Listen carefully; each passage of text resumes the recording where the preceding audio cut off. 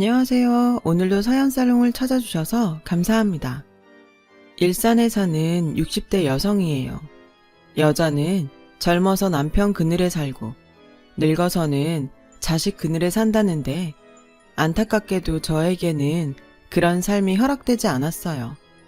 돌이켜 생각해보면 여자 혼자 감당하기에는 너무도 지난한 삶이었지만 그래도 저는 과거의 제 선택에 조금도 후회가 없어요.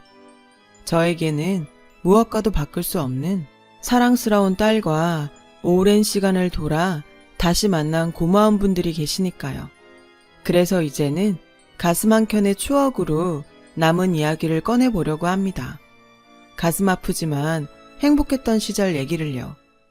저는 13살 때 사고로 부모님을 잃고 친척집에 얹혀 살았어요.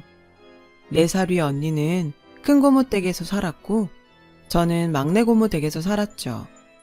우리 자매가 다시 만나 함께 살게 된 건 제가 고등학교 2학년 때였어요. 고등학교를 졸업하고 직장 생활을 하던 언니가 저를 데리러 왔거든요. 이젠 나도 돈을 버니까 단칸방이라도 얻어서 우리 둘이 살 수 있어. 언니는 저와 헤어지던 날 꼭 데리러 오겠다는 약속을 지키기 위해 그동안 열심히 돈을 모았더라고요. 거기에 큰 고모 내외가 돈을 보태주셔서 사글세 빵을 얻을 수 있었죠. 그렇게 우리 자매는 헤어진 지 5년 만에 함께 살게 되었어요. 얼마 안 되는 언니 월급으로 월세를 내고 생활비에 제 등록금까지 내려니 늘 쪼들리는 생활이었죠. 그래도 남의 눈치 안 보고 우리 자매가 함께 살 수 있는 것만으로도 더는 바랄 게 없었어요. 저는 얼른 졸업해서 취직을 해야겠다는 일념으로 하루하루를 버텼죠. 그리고 드디어 상고를 졸업하고 작은 무역회사에 격리로 취직을 했어요. 요즘과는 달리 당시의 격리는 사무실에 허드렛 일을 도맡아 해야 했어요. 사람들은 저를 미스 김이라고 불렀죠. 마치 다방 레지 부르듯 사무실 직원들은 저를 쉽게 불러댔어요. 미스 김, 커피 한 잔 타와. 미스 김, 가서 담배 한 갑 사와. 미스 김, 나랑 연애할래? 사소한 심부름부터 시답지 않은 농담까지 들어가며 일을 해야 했지만 그래도 제 손으로 돈을 벌 수 있어서 그렇게 좋더라고요. 비록 적은 돈이지만 저축도 하면서 미래에 대한 계획도 세울 수 있었고요. 그렇게 모든 일이 물 흘러가듯 순조롭게 진행되던 어느 날이었어요. 은행에서 직원들 월급을 출금해 오던 길이었는데 차도를 달리던 오토바이가 인도로 올라서더니 글쎄 제 공금 가방을 채가지 뭐예요. 순식간에 일어난 일이라 반항도 못하고 가방을 뺏긴 저는 그저 소매치기야! 소리만 질렀어요. 그때였죠. 어디선가 음료캔이 날아들더니 소매치기의 머리통을 정확히 맞췄어요. 그 바람에 소매치기는 오토바이에서 떨어져 바닥에 엎어졌고 오토바이는 가로수를 들이받고 박살이 났어요. 저는 달려들어 소매치기한테서 공금 가방을 잽싸게 뺏어 들었죠. 그리고는 쓰러져 있는 소매치기를 향해 발길질을 해댔어요. 야, 이 나쁜 놈아! 이게 무슨 돈인 줄 알아?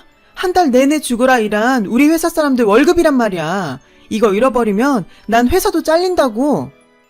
분한 마음에 한참을 발길질을 하는데 누군가 제 어깨를 잡으며 말리더군요. 고개를 들어보니 검은 뿔테 안경을 쓴 제 또래의 남자였어요. 그만해요. 이러다 사람 죽이겠어요. 살인범으로 감옥 가고 싶어요. 저는 그 살인범이란 말에 몸이 굳어버렸죠. 남자는 그런 저를 보곤 피식 웃더군요. 다행히 헬멧을 써서 머리는 안 다친 것 같고 찰과상 정도니까 그쪽이 감옥에 갈 일은 없겠네요. 그러니까 놀란 토끼는 안 해도 돼요. 이제 괜찮아요. 괜찮다는 말에 저는 긴장이 확 풀려서 그 자리에 주저앉아 버렸어요. 이 돈을 잃어버렸으면 어쩔 뻔했나 생각하니 눈물이 나더라고요. 감정이 격해져서 꺽대며 우는데 지나가는 사람들이 전부 제 옆에 서 있는 남자를 째려보며 손가락질을 하더군요. 난처한 표정의 남자는 어쩌지도 못하고 그저 저를 내려다볼 뿐이었어요. 그렇게 한참을 울고 나니 사람들 신고로 순경이 달려왔더라고요. 소매치기는 순경한테 끌려갔고 저랑 남자도 파출소로 가서 상황 설명을 하고서야 모든 일이 끝이 났어요. 알고 보니 소매치기한테 음료캔을 던진 사람이 이 남자더라고요. 파출소 순경 말에 따르면 이 남자 아니었으면 회사 공금을 몽땅 털렸을 거라며 평생 은인으로 알라고 하더군요. 그런데 그때는 은인이고 나발이고 회사에 들어가 월급을 나눠주는 게 급선무여서 고맙다는 인사만 넙죽하곤 그대로 회사로 달려갔어요. 회사에 도착해보니 회사는 회사대로 난리가 났더라고요. 경리가 돈을 들고 도망쳤다고 경찰에 신고할 참이었죠. 부장님은 저를 보자마자 버럭 화를 냈고 저는 눈물 범벅이 된 얼굴로 부장님께 자초지종을 설명했어요. 제 이야기를 들은 부장님은 엉망이 된 제 모습을 보시고는 더는 뭐라고 안 하시더라고요. 그렇게 그날 일은 무사히 끝이 났고 다시 일상으로 돌아갈 수 있었어요. 그렇게 며칠이 지났을까요? 이른 아침 만원 버스를 타고 출근을 하려는데 회사 건물 앞에서 누가 제 이름을 부르지 뭐예요. 저를 도와주었던 뿔테안경 남자였어요. 남자는 저를 보자마자 그러더군요. 사람이 어쩜 이렇게 뻔뻔해요? 아니, 내가 소매치기도 잡아줬고 여자 울림 파렴치한이란 소리까지 들어가며 지켜줬더니 이렇게 쌩까요? 아, 그날은 정말 고마웠어요. 제가 경황이 없어서 인사도 제대로 못 드렸네요. 미안해요. 미안한 거 알면 커피라도 한 잔 사요. 노른자 동동 띄운 쌍화차면 더 좋고.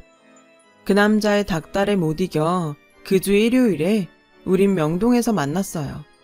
남자는 커피는 됐다며 맥주나 한잔 하자고 쉘브르라는 라이브 카페로 저를 데리고 가더군요. 가수들의 라이브 공연을 보며 맥주를 마시는 자유로운 분위기의 공간이었죠. 딱 봐도 그곳을 찾은 손님 대부분이 대학생인 것 같았어요. 어려운 팝송도 잘들 알더라고요. 자리를 잡고 앉자 남자는 자기소개를 했어요. Y대 의대생이라더군요. 적성에 맞아서 의대에 간 건 아니고 부모님이 모두 의사라서 자기도 어쩌다 보니 의대에 가게 됐다고요. 남자는 한참을 자기가 좋아하는 책과 음악에 대해 떠들어댔어요. 이곳을 자주 찾는 이유는 자유로운 분위기 때문이라면서요. 저한테도 느끼게 해주고 싶었다나요? 그곳에 모인 사람들 모두가 통기타와 맥주, 청바지 문화에 자연스럽게 녹아들었지만 저는 그러지 못했어요. 괜히 몸에 안 맞는 남의 옷을 빌려 입은 것처럼 불편하더라고요. 난생 처음 맛본 맥주에 취했는지 아니면 부모 잘 만나 청춘을 즐기는 대학생들한테 셈이 나서 그랬는지 모르겠지만 불쑥 화가 났어요. 그래서 다짜고짜 남자한테 소리를 쳤죠. 그러니까 날 여기 데려온 이유가 잘난 대학생들은 이러고 논다고 나한테 자랑하고 싶었던 거야? 그래, 나 상고밖에 못 나왔다. 일찌감치 조실부모하고 하루하루 먹고 사는데 급급해서 니들처럼 이러고 흥청거릴 여력도 없어. 여기서 니들이 마시는 맥주 몇 잔 값이 우리 언니랑 나 일주일치 반찬 값이야. 난 너랑은 사는 세상이 다르다고. 비틀즈? 밥 딜런? 난 그런 건 몰라. 그러니까 나 같은 애 앞에서 잘난 척 말고 네 친구들 앞에서나 잘난 척해. 소매치기 잡아준 대가로 맥주값은 내가 내고 간다. 저는 가게 문을 박차고 나왔어요. 하필 추적추적 비까지 내리더라고요. 명동 성당에선 주말 미사가 끝났는지 신도들이 거리로 쏟아져 나왔어요. 저는 인파에 휩쓸린 채 닭똥 같은 눈물을 뚝뚝 흘리며 걸었죠. 그때였어요. 누군가 제 어깨를 잡아 세웠어요. 뿔테 안경 남자였죠. 얼마나 달렸는지 숨을 몰아쉬더군요.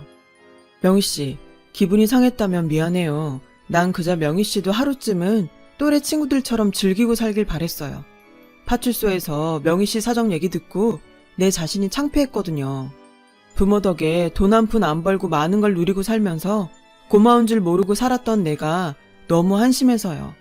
그래서 명희 씨한테 선물하고 싶었어요. 열심히 살았으니까 오늘 하루쯤은 이렇게 보내도 된다고 말해주려고요. 그리고 이 돈은 가져가세요. 선물을 하고 돈을 받을 순 없으니까요. 오늘 일은 정말 미안해요. 내가 주제 넘었어요. 사실 저는 가게를 나오던 그 순간부터 후회를 하고 있었어요. 타인의 호의를 고맙게 받아들이지 못하는 제 자신이 너무 옹졸하게 느껴졌거든요. 그런데 이렇게 따라와 사과까지 하니 민망해서 얼굴을 못 들겠더라고요. 그런데 그 순간 주책 없이 배에서 꼬르륵 소리가 나지 뭐예요. 남자는 그 소리를 들었는지 웃음을 참으며 괜한 헛기침만 하더군요. 그런데 그 순간 남자 배에서도 꼬르륵 소리가 나더라고요. 어차피 그쪽한테 커피 사려고 가져온 돈이니까 대신 칼국수 살게요. 저는 남자를 이끌고 명동 골목 후미진 곳에 있는 칼국수집에 들어갔어요. 칼국수가 나오자마자 우리는 말 한마디 없이 그릇에 코를 박고 정신없이 칼국수를 먹어치웠죠. 언니랑 몇 번 갔던 곳인데 그날따라 칼국수가 유독 맛있더라고요. 비 때문인지 같이 먹은 사람 때문인지 잘은 모르겠지만 말이에요. 아무튼 그날 칼국수집에서 허기진 배를 채웠던 우리는 그날 이후 연인이 되었어요. 언니는 저에게 대학생 남자친구가 생겼다는 말을 듣고 반가워하면서도 내심 걱정을 하더군요. 난 네가 상처받을까봐 걱정돼. 학벌도 그렇고 사는 형편도 너무 차이가 나잖아. 저도 언니 마음이 이해가 안 가는 건 아니었어요. 저도 걱정을 했으니까요. 하지만 이런 걱정은 기우에 불과했어요. 남자친구의 부모님은 영화나 드라마에 나오는 있는 집 부모들과는 달랐거든요. 교양 있고 따뜻한 분들이셨죠. 제가 언니랑 둘이 사는 처지를 아시고도 눈치를 주거나 함부로 대하지 않으셨고 오히려 자매가 기특하다시며 부모님이 살아계셨다면 자랑스러워했을 거라고 말씀해 주셨어요. 그러면서 언제든 어른 손이 필요하면 부담 갖지 말고 연락하라고도 하셨죠. 자식이 형석이 하나뿐이라 늘 적적했는데 명희가 이렇게 와주니 얼마나 좋은지 모르겠다. 이참에 그냥 내 딸하지 않을래? 그 말에 남자친구는 질색을 했어요. 엄마 딸이라니? 그럼 내가 명희랑 결혼 못하잖아. 며느리면 또 몰라도. 이 녀석아, 누가 결혼하지 말라니? 네 엄마 말은 하루 빨리 결혼해서 딸 같은 며느리가 되란 소리지. 교제한 지 2년이 넘어서고부터는 아예 우리 결혼은 기정사실화 돼버렸어요. 그리고 그 무렵 군입대 영장이 나왔죠. 사실 의대생이라 입대를 미룰 수도 있었지만 어차피 갈 거 후딱 끝내는 게 나을 것 같다며 그냥 가기로 했죠. 하지만 입대 날짜가 다가오니 연기를 할 걸 그랬나 후회를 하는 눈치였어요. 명희야, 너 정말 나 기다려줄 거지? 고무신 거꾸로 신으면 평생 재수없다. 그러니까 나 꼭 기다려야 돼. 혹여 제가 변심할까봐 어찌나 애처럼 안달을 하던지 귀엽기까지 했어요. 죽으러 가는 것도 아니고 고작 3년인데 내가 그깟 걸 못 기다릴까봐 사람을 어떻게 보고 하는 소리야. 전쟁이 나서 영영 못 보게 돼도 난 너 기다릴 테니까 걱정 붙들어 매. 훈련소로 들어가는 남자친구 앞에선 큰 소리를 쳤지만 돌아서는 순간부터 집으로 가는 내내 눈물을 흘렸어요. 다시 못 보는 것도 아닌데 그렇게 가슴이 찢어지는 것처럼 아프더라고요. 아마도 비극적인 사건을 예견했던 모양이었나 봐요. 남자친구가 훈련소에 들어가고 2주 정도 지난 어느 날이었어요. 회사로 저를 찾는 전화가 왔어요. 남자친구 아버님이었죠. 훈련 중에 사고가 났는데 남자친구가 다쳤다는 거예요. 그 길로 저는 조퇴를 하고 남자친구 부모님과 함께 군 병원으로 달려갔어요. 듣기로는 훈련 중에 넘어지면서 강목에 박혀있던 못에 다리를 다쳤다는데 병실에 들어가 보니 다리를 다쳤다는 사람이 숨도 제대로 못 쉬고 있더라고요. 아버님은 군병원 의사한테 상태 설명을 들으러 나가셨고, 어머님은 다 죽어가는 아들을 보자 오열을 하셨어요. 저 역시 아무 말도 못하고 눈물만 흘릴 뿐이었죠. 그 와중에도 남자친구는 어머님과 제가 걱정할까봐 희미하게 웃어 보이더군요. 그 모습에 억장이 무너지는 것 같았어요. 상담을 마치고 들어오신 아버님은 상태를 설명해 주셨어요. 녹슨못이 뒤꿈치에 박혔는데 적절한 치료를 못 받고 해열제 처방으로 버틴 탓에 파상풍과 폐혈증까지 와서 오늘을 버티기 힘들 것 같다고 하셨죠. 그 말에 어머님은 주저앉으셨어요. 저 역시 온전히 서 있기가 힘들었고요. 하지만 생떼 같은 아들을 잃게 생긴 남자친구 부모님 앞에서 제 아픔이 비교나 되겠어요? 그래서 한 발 뒤에서 눈물만 흘리고 있을 뿐이었죠. 그날 남자친구 부모님과 저는 병실에서 남자친구의 마지막을 지켰어요. 죽기 전 남자친구는 부모님께 저를 부탁한다는 말을 남겼죠. 그리곤 새벽녘 세상을 떠나고 말았어요. 저는 그렇게 첫사랑과 이별을 했어요. 장례를 치르는 내내 저는 남자친구의 영정을 지켰어요. 그리고 49째 날 남자친구 어머님이 제게 그러시더군요. 명희야, 우리한테 넌 딸이나 친배 없어. 그래서 하는 말이니 잘 들어주렴. 이제 형석이 있고 좋은 남자 만나 사랑받고 살아. 더는 우리 찾지 말고. 알겠니? 널 위해서라도 우리가 널 보내는 게 맞는 것 같다. 언니랑 꿋꿋하게 잘 살아야 한다. 남자친구를 떠나보내고 49일 만에 저는 그의 부모님과도 이별을 했어요. 이제는 다시 예전으로 돌아가야 했지만 사탕의 달콤함을 알아버린 아이에게 사탕이 없는 세상이 너무도 잔인한 것처럼 제게도 형석 씨가 없는 인생은 너무도 잔혹했어요. 그래서 나도 이대로 형석 씨를 따라 갈까도 생각했었죠. 그럴 때마다 언니는 제 마음을 붙잡아 주려고 노력했어요. 어르고 달래고 때로는 정신 차리라고 제 뺨을 치기도 했죠. 하지만 순간뿐이었어요.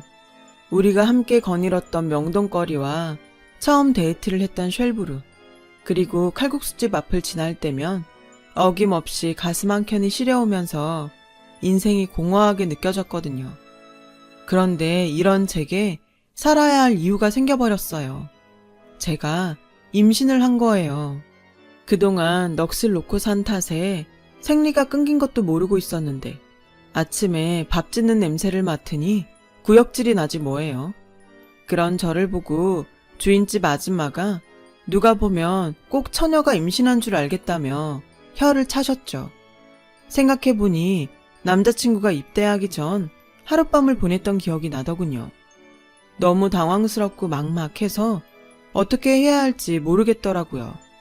며칠을 끙끙거리다 결국 언니한테 이 사실을 알렸어요. 언니는 당장 병원에 가자고 하더군요. 그렇게 언니 손에 끌려 병원에 갔는데 임신이 맞더라고요. 3개월 정도 됐다고 하니 그날 임신이 된 게 확실했어요. 언니는 남자도 이미 죽고 없는데 애는 낳아서 뭐하냐고 지우자고 했지만 그렇게는 못하겠더라고요. 이 아이라도 품고 있어야 제가 살 수 있을 것 같았거든요. 그게 무슨 소리야. 처녀가 애를 낳아서 뭘 어쩌겠다고. 부모 없이 자라서 몸뚱아리 함부로 굴렸다는 소리밖에 더 들어? 죽은 남자 애 때문에 네 인생 망칠 거야? 명희야, 이번만큼은 제발 언니 말 들어. 제발 네 인생을 좀 생각하라고. 언니의 필사적인 만류에도 불구하고 저는 아이를 낳기로 결심했어요. 회사에는 비밀로 하고 다녔고요. 하지만 7개월을 넘어가면서 배가 많이 불렀고 결국 얼마 뒤 회사를 그만두게 되었어요. 그 후로는 동네 아주머니들과 함께 집에서 할 수 있는 부업을 했어요. 봉투를 붙이고 양말을 포장하고 인형 눈을 붙이는 일도 했죠. 출산을 반대하던 언니는 결국 제 편이 되어주었어요. 세상의 가족이라고는 너랑 나뿐인데 나마저 널 버리면 우리 명이 가여워서 어떡해? 그러니 나라도 네 편 해야지. 그래, 이렇게 된 거 낳자. 낳아서 언니랑 같이 키우자. 지금보다 더 어려운 상황도 지나왔는데 이 일정도 못 견디겠니? 그러니까 넌 잘 먹고 좋은 생각만 해. 철없는 동생 때문에 언니는 또다시 처녀 가장이 되고 말았어요. 그렇게 시간은 흘러 저는 출산을 했어요. 눈에 넣어도 아프지 않을 딸이었죠. 다른 산모들은 친정 엄마가 찾아와 옆에서 돌봐주었는데 저는 언니가 회사에 휴가를 내고 저를 돌봐주었죠. 퇴원을 한 후엔 주인집 아주머니가 많이 도와주셨어요. 말로는 처녀가 애를 낳았다고 뭐라고 하셨지만 그래도 끼니마다 잊지 않고 미역국을 챙겨주셨죠. 기저귀를 빨려고 수도가에 앉을 낳치면 소리를 고래고래 지르시면서 저를 방으로 들여보내곤 대신 빨아주셨고요. 몸을 추스르고 다시 직장에 나가게 되었을 땐 동네 아주머니들이 번갈아가며 딸아이를 봐주셨어요. 한 아이를 온 동네가 함께 키우는 셈이었죠. 제 딸은 온 동네에 여러 엄마를 두고 무럭무럭 자랄 수 있었어요. 딸아이가 유치원에 들어갈 무렵 언니가 결혼을 했어요. 형부는 언니랑 같은 은행에 다니는 은행원이었는데 제 처지를 알고는 어린 제 딸을 많이 아껴주셨죠. 가령 유치원에서 재롱잔치를 할 때면 자청해서 일일 아빠 노릇도 해주었어요. 어린 가슴에 상처 입지 않도록 말이에요. 딸아이가 초등학교에 들어갈 무렵 회사를 그만둔 저는 동네에 작은 옷가게를 차렸어요. 아이를 키우며 살자니 아무래도 업무 시간이 정해진 회사보다는 시간 활용에 용이한 장사를 하는 게 나을 것 같았거든요. 처음엔 사입을 하는 요령이 없어서 재고를 많이 떠안았지만 시간이 지나자 요령도 생겨서 꽤 수입이 좋았어요. 첫 애를 낳고 회사를 그만둔 언니가 종종 가게를 봐준 덕분에 딸아이 교내 학부모 활동에도 지장 없이 참여할 수 있었고요. 비록 반쪽뿐인 부모였지만 남들만큼 먹이고 입히고 가르치며 키웠어요. 다행히 딸아이도 잘 자라주었고요. 그런데 대학 진학을 앞둔 딸아이가 느닷없이 간호학과에 가겠다고 하지 않겠어요? 의대가 아니라 간호학과에 간다고? 어릴 때부터 의사가 되겠다고 노래를 부르더니 갑자기 왜 바뀐 거야? 딸애는 아무래도 성적이 안 될 것 같다며 성적에 맞춰 간호학과에 가겠다고 하더군요. 성적이 그렇다니 저도 더는 의대를 강요할 수 없었어요. 생각 같아선 재수를 시켜서라도 의대에 보내고 싶었지만 딸애가 재수는 죽어도 싫다고 뻗대는 통에 할 수 없이 딸의 뜻대로 간호학과에 보내게 되었죠. 딸애는 실습도 많고 공부할 것도 많아 그런지 대학에 입학하고는 얼굴이 반쪽이 되었어요. 그래도 적성에 잘 맞는지 힘들다는 말 한 번 안 하고 잘 버티더군요. 그런 딸을 보며 속으로 피는 못 속인다고 생각했어요. 그렇게 4년간의 대학 생활을 마친 딸은 꽤 규모 있는 대형 병원에 취직을 했어요. 한 1년간은 얼마나 바쁘게 지내던지 같이 밥 먹을 시간도 없을 정도였죠.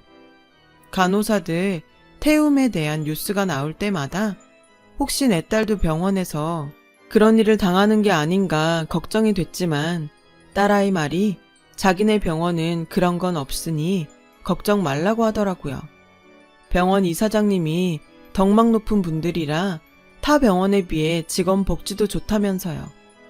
그렇게 딸아이는 그 병원에서 간호사 생활을 이어갔고 그러는 사이 28이 되었죠. 주변에선 딸내미 시집은 언제 보낼 거냐고 선자리를 주선했어요. 내년은 9수라 안 좋다며 올해 안에 시집 보내려면 서둘러야 한다면서요. 그런데 딸애가 극구 싫다고 하지 뭐예요.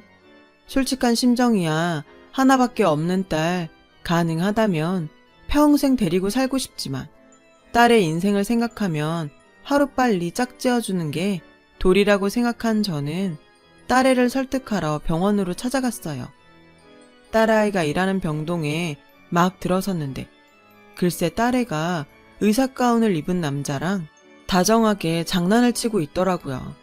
딱 봐도 보통 사이는 아닌 것 같았어요. 저를 본 딸애는 정색을 하더니 남자를 밀쳐내더라고요. 당황한 남자는 그제야 저를 보고는 도망치듯 가버렸고요. 하지만 이미 제게 둘 사이를 들켜버린 딸은 이실직고를 했어요. 사귄 지 2년 좀 안 됐어. 안 그래도 엄마한테 인사시키려고 했는데 딱 걸렸네. 남자는 딸애보다 2살 위로 같은 병원 레지던트라고 하더군요. 인상도 괜찮고 마음에 들더라고요. 쇳불도 당긴 김에 빼랬다고 딸애한테 주말에 집에 데리고 오라고 했어요. 이미 둘 사이엔 결혼 이야기가 구체적으로 진행된 터라 딸애도 흔쾌히 그러겠다고 하더라고요. 예비사위가 오기로 한 날 아침부터 언니랑 장을 봐다가 음식 준비를 했어요. 형부는 남자는 남자가 봐야 한다며 퇴근 후 저희 집으로 오겠다고 하는 걸 제가 극구 말렸죠. 일단 저 혼자 보고 싶었거든요. 이윽고 딸애와 예비사위가 집에 왔어요. 의사 가운을 입었을 때도 멋있었지만 정장 차림도 꽤 잘 어울리더라고요. 예비사위는 지난번에 인사를 못 드려서 죄송하다고 사과를 하더군요. 괜찮아요. 그게 뭐 대수인가? 이렇게 인사하러 왔으면 됐지. 나는 다른 건 안 바래요. 우리 나경이만 아끼고 사랑해주면 다른 건 아무것도 필요 없어요. 이 말을 하는데 그간 살아온 세월이 떠올라 울컥하더라고요.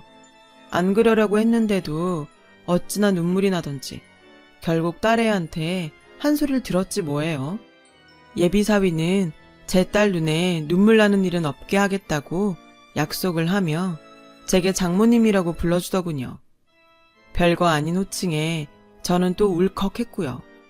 그런 저를 보고 딸애가 놀리는 바람에 한바탕 웃음꽃이 피었죠.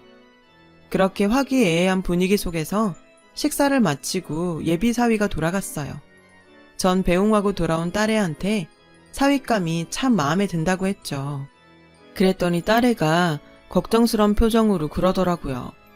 근데 시부모님이 만만치 않은 분들이라 솔직히 걱정이야. 외아들이라서 부모님 기대가 크시거든. 게다가 의사 아들인데 왜 안 그렇겠어? 혼수 때문이라면 걱정하지 마. 엄마가 달러빚을 내서라도 혼수는 제대로 해줄 테니까. 그러니까 넌 아무 걱정하지 마. 말은 그렇게 했지만 의사사위였는데 어지간한 혼수로 될까 싶었어요.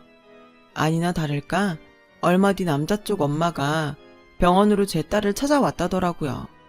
환자들이 다 보는 앞에서 간호사 주제에 언감생심 의사 아들 넘보냐며 당장 자기 아들한테서 떨어지라고 난리를 치고 간 모양이었어요. 딸애가 울먹이며 병원에서 있었던 일을 말하는데 이야기를 듣는 내내 가슴이 찢어지는 것 같았어요. 모든 게 다 제 탓인 것만 같았거든요. 엄마, 나 그때 그냥 의대 갈 걸 그랬어. 학비 때문에 포기하지 말 걸 그랬나 봐. 그랬으면 이런 꼴은 안 당했을 텐데. 그간 저는 딸애가 성적이 안 돼서 의대를 포기한 줄로만 알았는데 얘기를 들어보니 의대 학비가 너무 비싸서 미안한 마음에 지레 포기했던 모양이더라고요. 제가 너무 몰랐던 거예요. 다른 집 엄마들처럼 똑똑했더라면 어떻게든 딸애를 의대에 보냈을 텐데 이 엄마가 무식해서 딸애의 미래를 망친 것 같았어요. 그 일이 있고 얼마 뒤 뜻밖의 손님이 제 가게로 찾아왔더라고요. 우리 아들이 하도 부탁을 해서 일단 만나보고 얘기라도 할까 해서 왔습니다. 나 재민이 엄마예요. 예비 안사돈이었어요. 예비 안사돈은 빚쟁이한테 빚 받으러 온 사람처럼 가게를 살피더니 언짢은 표정으로 그러더군요. 동네 구멍가게 수준인데 혼수는 제대로 해올 수 있겠어요? 하나뿐인 딸인데 최대한 맞춰보도록 하겠습니다. 듣자 하니 나경이 이모부가 땡땡은행 지점장이라던데 맞아요? 지 말론 자길 딸처럼 예뻐한다던데? 그렇긴 합니다만 그게 우리의 결혼이랑 무슨 상관이 있죠? 예비 안사돈은 제 물음엔 대꾸도 않고는 애들이 그렇게 원하니 결혼 문제는 생각해 보겠다고 하고는 갔어요. 죽어도 안 된다던 사람이 갑자기 태도를 바꾼 게 마음에 걸렸어요. 그런데 아니나 다를까 며칠 뒤 언니한테 전화가 왔더라고요. 안사돈이 형부를 찾아왔더라고 했어요. 결혼을 허락해 줄 테니 거액을 대출해 달라고 했다더군요. 형부가 담보도 약하고 신용 등급도 안 좋아서 대출은 어렵겠다고 했더니 조카 딸 의사 남편 얻는데 그 정도도 못 해주냐며 성질을 내고 갔다고요. 언니한테 그 말을 듣는데 어찌나 얼굴이 화끈거리던지 창피해서 혼났어요. 당장 형부한테 전화해서 죄송하다고 사과를 했죠. 그랬더니 오히려 형부는 제 딸 걱정을 하더라고요. 그깟 대출 나도 해주고 싶지만 그게 담보도 그렇고 어지간해야 말이지. 그나저나 대출 안 해준다고 나경이 찾아가서 해코지라도 하면 어떡하지? 형부 말을 듣고 보니 지난번 병원으로 찾아와 딸애를 망신 준 일이 떠올랐어요. 그깟 결혼 안 하면 그만이지만 우리 딸 가슴에 못 박는 건 참을 수 없었어요. 그래서 딸애한테 전화를 했어요. 혹시 안사돈이 찾아오지 않았냐고요. 그런데 마침 그때 수화기 너머에서 카랑카랑한 그 여자 목소리가 들리지 뭐예요. 순간 눈이 뒤집힌 저는 그 길로 딸애가 일하는 병원으로 달려갔어요. 그런데 그곳에서 제가 마주한 상황은 제 예상과는 전혀 다른 모습이었어요. 아나무인이던 예비 안사돈이 제 딸의 앞에서 벌벌 떨며 고개를 숙이고 있지 뭐예요. 다가가서 보니 제 딸 옆에는 백발이 성한 노부부가 서 있더라고요. 예비 안사돈의 사과에도 불구하고 노부인은 호통을 쳤어요. 의사 아들 둔 게 무슨 벼슬입니까? 의사 면허 앞세워 한미천 챙기고 싶은 거라면 당신 아들 데리고 당장 내 병원에서 나가세요. 우린 그딴 의사 필요 없습니다. 그리고 똑똑히 알아두세요. 한 번만 더 환자들 보는 앞에서 내 병원 간호사한테 함부로 했다가는 내가 당신 형사고발할 겁니다. 아셨습니까? 예비 안사돈은 고개를 조아리며 연신 사과를 했어요. 그런데 그 노부부의 모습이 왠지 낯이 익더라고요. 많이 늙긴 하셨지만 알 수 있었죠. 형석 씨 부모님이었거든요. 어머님! 저는 눈물을 글썽이며 다가갔어요. 제 목소리를 들은 노부부는 잠시 저를 쳐다보시더니 이내 알아보시더군요. 명희야. 어머님은 절 끌어안고는 울먹이셨어요. 그동안 어떻게 지냈냐며 아무리 찾지 말라고 했기로서니 어쩜 연락 한번 없었냐고 서운해 하시더군요. 네가 병원에 무슨 일이냐? 혹시 너 어디 아픈 거니? 그런 거야? 아니요. 딸아이가 이 병원에서 간호사로 일해요. 나경아, 이리 와서 인사드려. 내 친할머니, 친할아버지셔. 제가 딸애를 소개하자 두 분은 깜짝 놀라셨어요. 그리곤 나경의 얼굴을 살피시더니 이내 눈에 눈물이 고이셨죠. 어머님은 제 딸의 얼굴을 어루만지시며 어째 자꾸 눈이 가더라고. 그래서 저 여자한테 당하고 있는 걸 그냥 지나칠 수 없었다고 하셨어요. 그랬는데 당신 손녀라니 놀랄 수밖에요. 형석이랑 눈이 똑 닮았구나. 손녀딸이 지척에 있었는데 이 할미가 못 알아봐서 미안하다. 제 딸애가 병원 이사장 손녀라는 사실에 사람들은 놀라는 표정이었어요. 그리고 누구보다 놀란 사람은 바로 예비 안사돈이었죠. 그날 이후 우리 모녀에게는 많은 변화가 있었어요. 딸아이는 28년 만에 아빠의 호적 밑으로 들어갔고 저에게는 세상 가장 큰 백인 부모님이 생겼으니까요. 오래전 내 딸로 살자던 어머님 말씀이 수십 년이 지나서야 실현이 된 거예요. 뒤늦게 완성된 우리 가족은 비록 짧은 기간이었지만 서로 애틋한 시간을 보낼 수 있었어요. 그러고 보니 이게 벌써 10년도 더 지난 일이네요. 현재 시부모님께서는 두 분 모두 세상을 떠나시고 안 계세요. 살아계시는 동안 그동안 못해드린 생신상과 자식 노릇을 해드릴 수 있어서 얼마나 다행이었는지 몰라요. 적어도 가슴에 한은 안 남을 테니까요. 시부모님도 오랜 시간 적막한 집안에서 두 분만 계시다가 하루아침에 손녀딸과 며느리가 들어와 북적이니 매일 살맛이 난다고 하셨더랬죠. 조금 더 오래 사셨더라면 좋았을 텐데. 현재 병원은 두 분의 유언에 따라 제 딸이 이사장직을 맡고 있어요. 참, 제 딸과 결혼할 뻔했던 예비사위는 제 딸이 이사장 손녀라는 사실이 알려지고 얼마 뒤 병원을 그만뒀어요. 자기 엄마가 한 짓 때문에 창피해서 병원에 있을 수 없었던 모양이더라고요. 어느덧 마흔을 앞둔 제 딸은 여전히 미혼으로 살고 있답니다. 제 꿈을 찾아 뒤늦게 의대에 들어간 탓에 결혼을 생각할 겨를이 없었거든요. 하지만 덕분에 3대째 의사 집안의 명맥은 이었지만요. 4대는 어째 가능할지 모르겠습니다. 열심히 살아온 제 딸, 그것만으로 자랑스럽고 자신이 행복해야 하니 저도 행복합니다. 지금까지 저의 파란만장한 인생 이야기를 들어주셔서 감사드려요. 항상 건강하시고 복 많이 받으세요. 여러분, 사연 댓글에 응원과 현명한 조언 부탁드려요. 좋아요와 구독은 저에게 큰 힘이 됩니다. 오늘도 좋은 일 가득하세요.